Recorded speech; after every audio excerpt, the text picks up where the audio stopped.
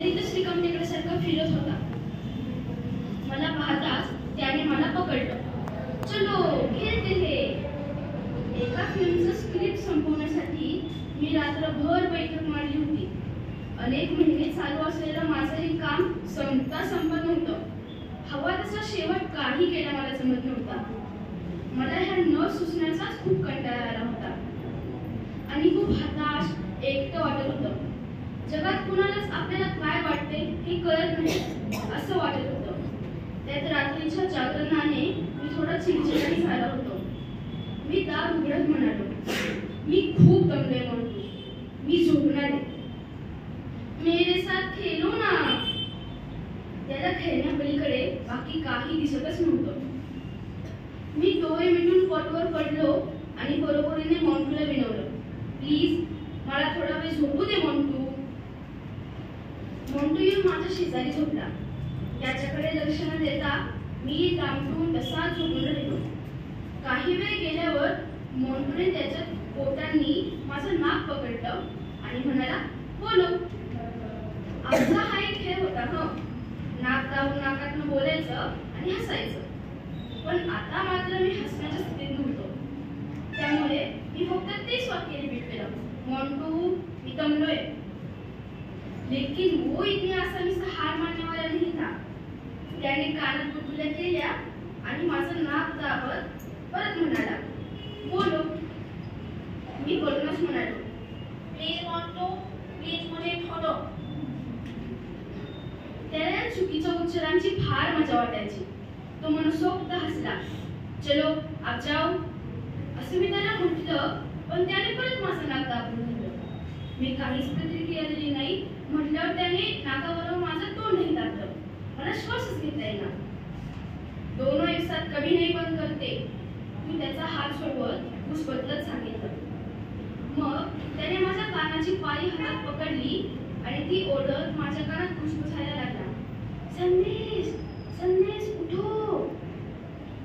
त्याच्या या गोड अथक प्रयत्नांनी माझ्या चेहऱ्यावर हसू उमटलं. मी अजूनही डोळे मिटलेलेच होते, पण मॉन्टूच्या लक्षात आलं की माझ्यावर त्याच्या चाळ्याचा परिणाम होतोय. तो पुन्हा माझ्या कानात घुसघुसला, किसी को बताना नहीं, मेरे घर में एक काऊ लाई है. हे घरात गाड्यांना मला फार आवडलं. मी डोळे उघडून कुतूहलाने त्याला विचारलं, किधर रखी है वो काऊ? कपड़ में छुपा कर रखी है, किसी को बताना नहीं. त्याच्या त्या खेळण्याच्या कपाटात इतर खेळण्यांबरोबर दाटी वाटीने बसलेली ती गाय माझ्या डोळ्यासमोर आली. त्या छोट्या प्राण्याचं डोकं कसं चालतं याची मला फार गंमत वाटली. ठीक आहे, आपला सिक्रेट, मी हसत म्हणालो. हा, आपला सिक्रेट. मी त्या छोट्या जीवाला गुरवाळलं तेव्हा त्याच्या छातीशी हलक्याने धडधडून आलं त्याचं हृदय मला सांगितलं. मी गमतीत म्हणालो, मोंटू इधर क्या है? मैं पता नहीं, उसको हार्ट बोलते हैं. मोंटू ने मला ज्ञानामृत पास कर. लेकिन वो धड़धड़ धड़धड़ ऐसा क्यों धड़कता है? त्याने अतिशय थोड्या शिराने मला उत्तर दिलं, वो धड़कता है. मग त्याने मला एक मूलभूत प्रश्न विचारला, तुम्ही भी है क्या? हार्ट? हाँ, होना चाहिए ना.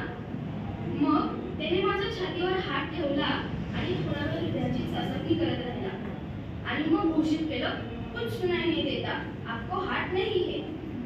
मी गंभीर चेहरा करून त्याला म्हणालो, नहीं मोंटू, फिर से देखो, मुझे एक हार्ट होना चाहिए यार.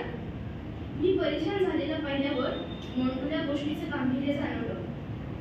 सोक्ष लावण्यासाठी तो माझ्या अंगावर चढला आणि पालता पडून त्याने आपला कान माझ्या छातीला चिकटवला.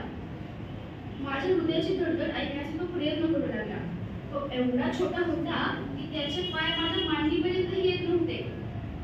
तो मन लावून धडकन शिकत होता, पण त्याच्या स्पर्शाने मात्र माझं काहीच विदळत होतं. अखेर बराच वेळ झाल्यावर त्याने मान वर केली आणि तो म्हणाला, नाही, कुछ सुनाई नहीं देता. मी प्रेमाने हसलो आणि म्हणालो, धडकन थोडी कम है, पर मैं समझ रहा हूँ उसको. मी त्याला मिठी मारली आणि त्याच्या कानाचा चावा घेतला. मी स्क्रिप्ट पुरी करूंगा, मोंटू थँक यू. मी जरा जोरातच ओरडलो. मी जरा उत्साहात आलेला पाहताच खेळणं हेच त्याचं जीवित कार्य होतं. तो मोंटू ओरडला, चलो हम खेलेंगे. मी कॉटवर उठून बसलो आणि हसत म्हणालो, चलो खेलेंगे. आमचं खेळणं सुरू झाल्यावर मला वाटलं प्रत्येकाच्या आयुष्यात एक मोंटू पाहिजे आहे. हृदय गोठलं की त्याला कान लावून ऐकण्याचा प्रयत्न करणारा एक माणूस. मग मध्ये त्याला काय धडधडतंय ते ऐकून नाही आलं तरी चालेल, पण कुणीतरी आपल्याला समजून घेण्याचा प्रयत्न करते हे सुद्धा अनेक पुरेसं असतं. धन्यवाद.